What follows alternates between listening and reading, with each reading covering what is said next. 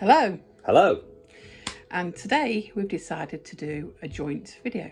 I'm Pixie590, aka Tara.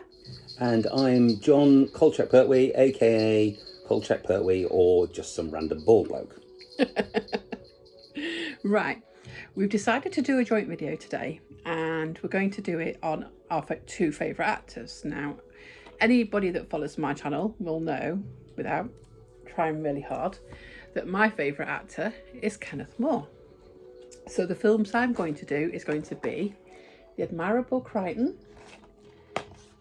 and Man in the Moon, and that is Kenneth More's version of Man in the Moon, not any modern remakes.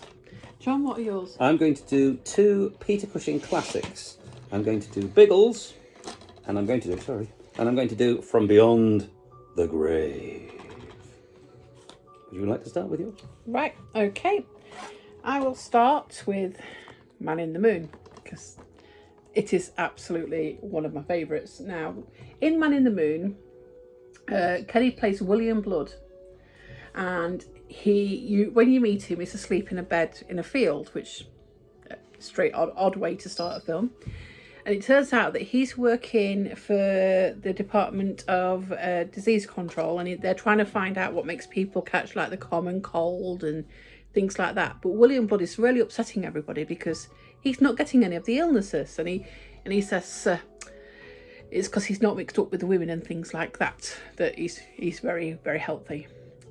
Anyway, nearby there is an astronaut program running, and they got this elite group of astronauts, one of whom is Charles Gray. I believe that's his name. It's Charles Gray, isn't it? Charles Gray. And oh yeah, Charles Gray. Charles Diamonds Are Forever Grey. Or as I like him in To the Devil a Daughter. Yeah. No, The Devil Rides Out. Yeah, The Devil Rides Out. He won't be back, but something will. In that, just as a side note, in that Charles Gray plays a bloke called McCarthy, who appears in somebody's mirror in the car, and his eyeballs are looking at you. Anyway, back to Kenny. So they've got these elite astronauts, and because all I can see is eyeballs in the windscreen. I won't be back, but something will. Anyway, so they decide to test Mr. Blood against the astronauts. And so one of the tests involves they go into these chambers and they're all really hot, and you've got a get out button. You have to hit this button when you can't do it. Anyway, Kenny is the last one out, and I think he rolls his newspaper up and squeezes water out of it, and he breaks an egg on the side and it cooks. It's that hot where he is, and all the astronauts are like giving him the dead eye through the window. And then on the same kind of vein, they decide to see how extreme cold that they can take, and all the astronauts are out, and again Mr. Blood, Kenny's character, is still in there, and they go to him, and he tries to pour a cup of tea out of a flask, and it freezes before it hits the cup, and he's trying to read the newspaper, and as he tries to open it, it snaps into it. It's a brilliant film. There's a lady in it that Kenny meets when you first see him that day in the bed, and it progresses from there. I don't want to tell you too much, except for you really should watch it. It is brilliant. Also in there is what's his name? I've lost it now. I had it a second ago. Bernard Horsfall's in it. Yeah. Oh, Michael Hordern, that was it. He's like running the experiment and all. This film was produced by why do I keep losing my point? I will find it. I just had it right. Forbes. Oh no, it was produced by Basil Dearden, and it was released, I think it was in 1960. So very much, if you've not seen it and you like old films, definitely give it a go. It is brilliant. Are you going to do your first one? I'll do my first one. Now, my first one is Biggles. I'm going to read you the back of the blurb on the back of the DVD. Advertising executive Jim Ferguson, Alex Hyde White, is attending a business party in present-day New York when he's suddenly thrown back in time. When he finds himself in a dogfight, fighting over a World War battlefield in 1917, Later on, he meets the mysterious Mr. Raymond, Peter Cushing, who explains that Jim has a time twin and who can call on him in times of great need. This time twin is flying ace Captain James Bigglesworth, Neil Dickinson, and Jim must help him and his friends battle against a new German superweapon that could change the whole course of the war. Now, the reason I've chosen this one, Biggles, is not only on this DVD is it jam-packed. This is the special features version. It's jam-packed with behind-the-scenes stuff. You've got scene selection, trailer, making of the film, TV spots, image galleries, filmography, music videos, Saturday Superstore, and Blue Peter from the 21st of April. So it is a lot better. This came out on a selection of other films, a selection of other formats and stuff like that. But this is the one you need to look out for because basically it is a gem. Now, people will say, well, that's not really the Peter Cushing film I would have chosen. The reason that I chose this one is not only was it kind of his last film, but the parts where he plays the aged Mr. Raymond, meeting his friend who's travelled through time, are genuinely touching. And when I went to a location kind of scout to see where some of the film was filmed in London, I went to the door where Peter Cushing apparently lived in the London Bridge. Is it London Bridge? London Bridge, yeah. So I went there, and there was nothing there. And I spoke to the random person that was crossing it, not just any random, obviously, because it's a bit strange if you say to them, oh, can you tell me where Peter Cushing lived, please? I understand it's around about here.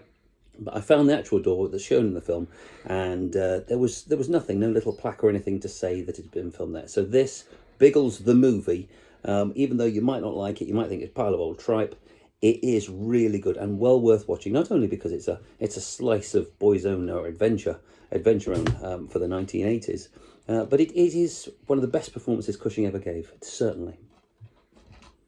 Right. My second choice. Apologies for my knee appearing halfway through me talking there. I have in fact got shorts on, but that was my knee, in case you thought it was some other random body part. Okay. My second choice is The Admirable Crichton with Kenny. And because my eyesight is awful, I'm going to ask John if he can read that. Can you read that? Yes. Kenneth More stars as Crichton, the impeccable butler to Lord Henry... Lowham. Let's get a bit better. Cecil Parker in Lewis Gilbert's evergreen British comedy classic. And he plays Crichton, who's a man who knows his place in the grand scheme of things. He's superbly happy, being a gentleman's gentleman, until fate takes a strange twist. While holidaying in the South Seas aboard this ship, the Lord and his three beautiful daughters are shipwrecked on a tropical island along with Crichton and the maid, Diane Clanto. With Edwardian England and civilization left far behind them, Crichton quickly becomes the Gov, and the aristocratic family soon become his servants. However, Crichton reaching too far when he falls in love with the gorgeous Lady Mary, Sally Ann Howes. Now, the reason I picked this film is a couple of reasons, really. I love it. It's when it starts, it's very upstairs, downstairs, like, you know, they're upstairs, they're above everybody, and then you've got obviously like Crichton who's downstairs, and the Lord is very liberal, and he's like, he's inviting like the gardeners in for tea and everybody, and like all this stuff like that, and like Crichton is very like, he's the top butler, he's the head man, and you know, you shouldn't be having tea with like people from the garden, and there's a scandal hit, so they go on holiday to get away from the scandal, and that's when the boat goes down and Crichton becomes the governor, because he's initially, it's like the Lord saying, well the Lord's daughter saying to her dad, well, you should be in charge, but he doesn't know how to do anything, but Crichton does. Now, this film actually made me cry. We're going back quite a few years, and during the course of them being on the island, life changes, and obviously, like John said, they switch roles. And then there's this scene where they get rescued. Now, it was during something, I don't want to say what, but then Crichton disappears, and when the sailors come onto the island, there's Crichton in his full butler suit, and they all start laughing and making fun of him. And I really, because I was younger when I first seen this, and I really did not like it. It made me cry because they were laughing and picking on him when he was a governor. Now, all the way through the film, there's this maid. She's a tweenie. She's like a between maid, so her name's Tweenie. And you could tell all the way through she absolutely is in love with Crichton. And it's a wonderful story. I know it was on the stage before it was made. And it was directed by Lewis Gilbert. And it was released by Columbia Pictures in 1957. But if you're not a big Kenny fan, check it out because it's great. And, you know, it might change your mind about him. But if you are a big Kenny fan, and you've got to see it. I mean, there is a one with the same name by Jim Carrey, but not a patch. So, sorry, that was Man in the Moon. But no, Admirable Crichton. It's wonderful. You can get it on Amazon. And you can get Man in the Moon on Amazon as well. That's my film. Oh, sorry. Man in the Moon. Oh, yeah, put him back. And that's over to Jon. Oh, right. This next one that I'm going to talk about is From Beyond the Grave.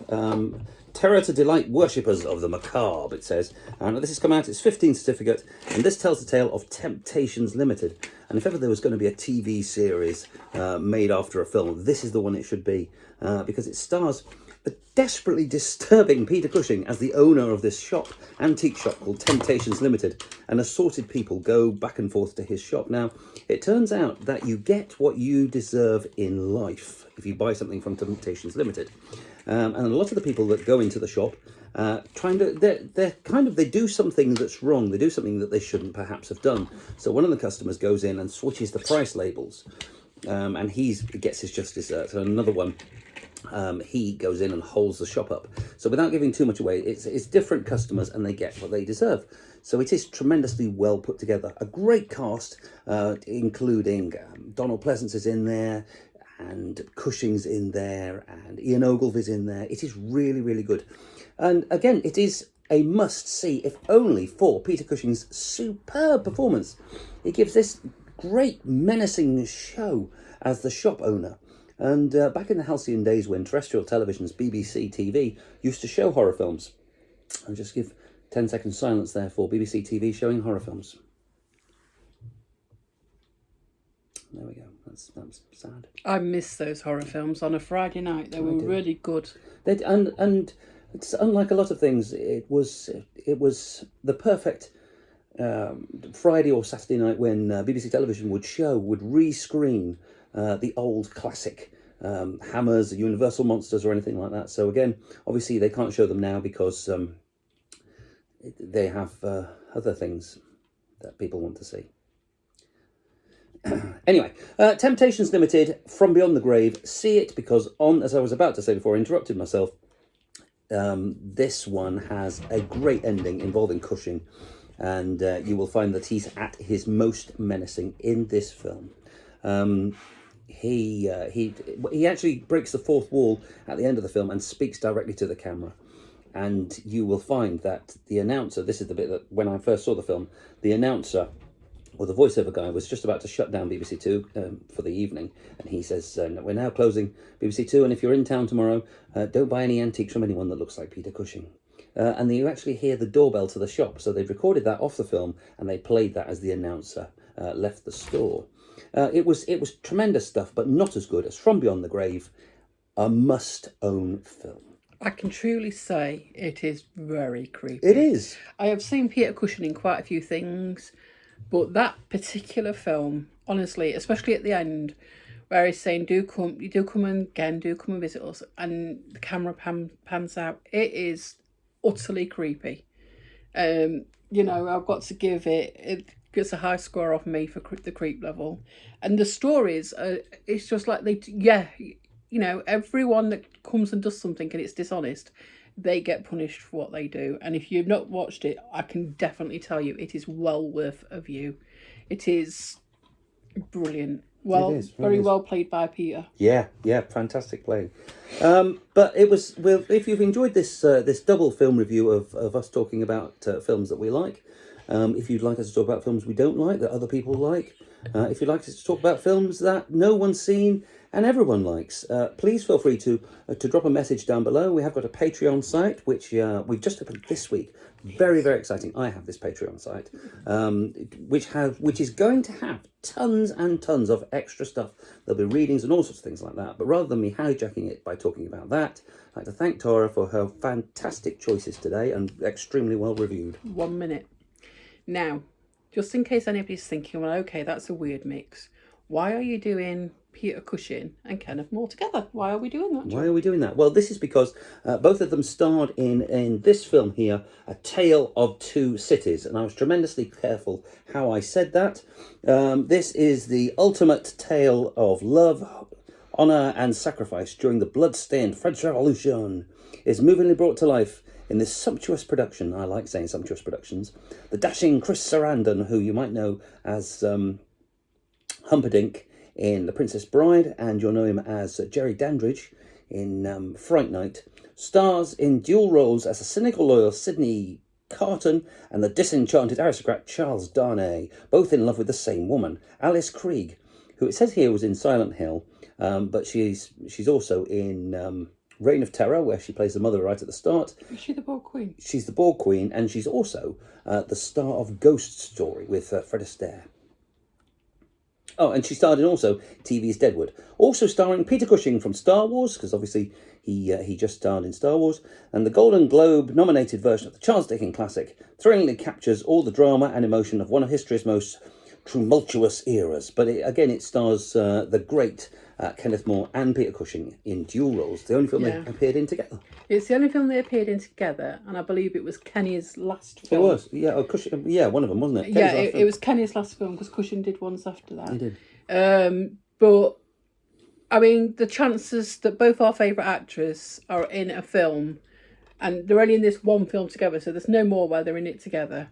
So that's why we thought we'd combine this. We are thinking about doing some more combined ones, maybe like on either sci-fi shows or maybe cooking, because he's quite a card when he's cooking, you know. Quite a card. Yeah, he is.